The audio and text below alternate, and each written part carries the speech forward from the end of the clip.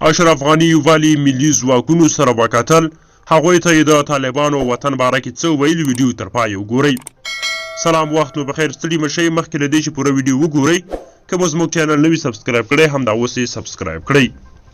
د افغانستان د اسلامي جمهوریت جمهور رئیس محمد اشرف غني پرون له غرمې وروسته په کورنیو چارو وزارت کې د ملي پولیسو ځانګړو قطاعاتو منصوبینو او رهبري پلاوي سره وکتل. جمهور رئیس کورنیو چارو وزارت ته له ورتګ او د تشریفاتو قطعې له معاینې وروسته د ملي پولیسو د شهیدانو په یاد نوي جوړ شوي څلي څخه لیدنه وکړه او د ملي پولیسو د ځانګړو قطاعاتو منصوبینو سره په غونډه کې د هغوی زړورتیا او مېړانه وستایله. په دې غونډه کې لومړی د کورنیو چارو وزارت سرپرست ډګر جنرال محمد مسعود اندرابي ټولو امنیتي او دفاعي ځواکونو په ځانګړي ډول د افغانستان پولیسو ته د جمهور رئیس د دوامداره پاملرنې د مننې ترڅنګ وویل ملي پولیس په ټول افغانستان کې د طالبانو او نورو تروریستانو، مجرمینو او قاچاقبرانو پر وړاندې د قربانیو په ورکولو سره مبارزه کوي. همداشان جمهور رئیس غني وویل زه دلته د ملي پولیسو د شهیدانو په یاد جوړ شوي څلي ته د درناوي کولو لپاره راغلی یم. هغه زیاته کړه د ازادۍ ونه د شهیدانو په وینو خړوبېږي او دا د دې خاورې اتل شهیدان دي چې د ازادۍ، خپلواکۍ او زموږ د ماشومانو راتلونکي لپاره خپل ځانونه قربان کړي دي. جمهور رئیس د کورنیو چارو وزارت رهبرۍ ته په خطاب کې وویل د شهیدانو کورنۍ له یاده ونه باسئ ځکه دوی نورو ځواکونو ته د هیواد او خلکو د ساتنې په برخه کې بیلګې او الهام بخښونکي دي. د وسلوال پوځ اعلی سرقماندان په ټینګار وویل د شهیدانو یادونه به تلپاتې وي او د ملي پولیسو د شهیدانو په یاد د څلي جوړولو له امله د کورنیو چارو وزارت له رهبرۍ مننه کوم. هغه څرګنده کړه نن په داسې حالت کې واقع یو چې د افغانستان او اسلامي نړۍ ډیری علما اوسنۍ تحمیلي جګړه جایزه نه بولي او طالبانو له بین المللي ځواکونو سره تړون وکړ خو په خپلو خلکو او د هیواد په امنیتي او دفاعي ځواکونو بریدونه کوي چې دا عمل یې د توجیه وړ نه دی.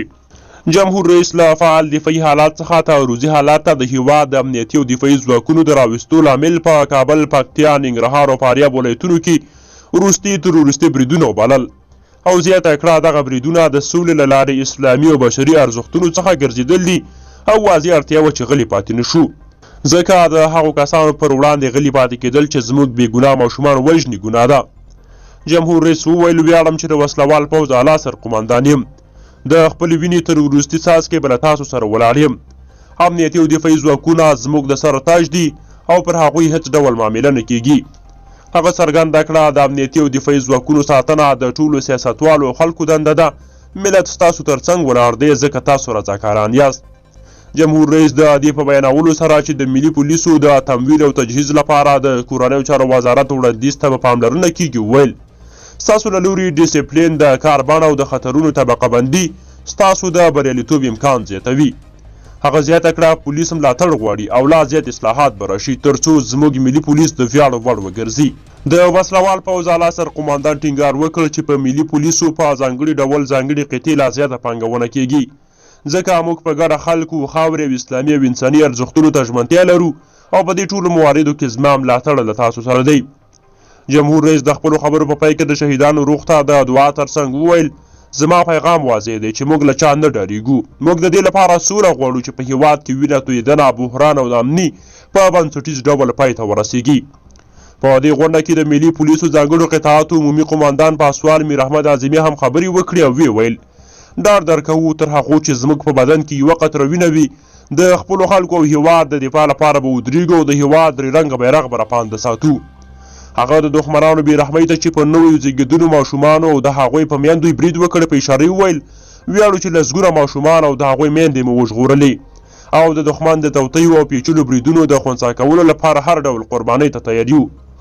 د ملي پولیسو ځانګړو قطاعاتو عمومي قماندان وویل موږ د جګړې هنر سره بلد یو او جرأت هم لرو د دښمن د ځپلو، د قانون د حاکمیت او د ځمکنۍ بشپړتیا د دفاع او ملي حاکمیت لپاره به خپلو هڅو ته دوام ورکړو. ډیره مننه. ویډیو لایک کړئ، خپلو دوستانو سره شریکه کړئ او زموږ چینل سبسکرایب کړئ. تر بیا مو لوی الله مل شه.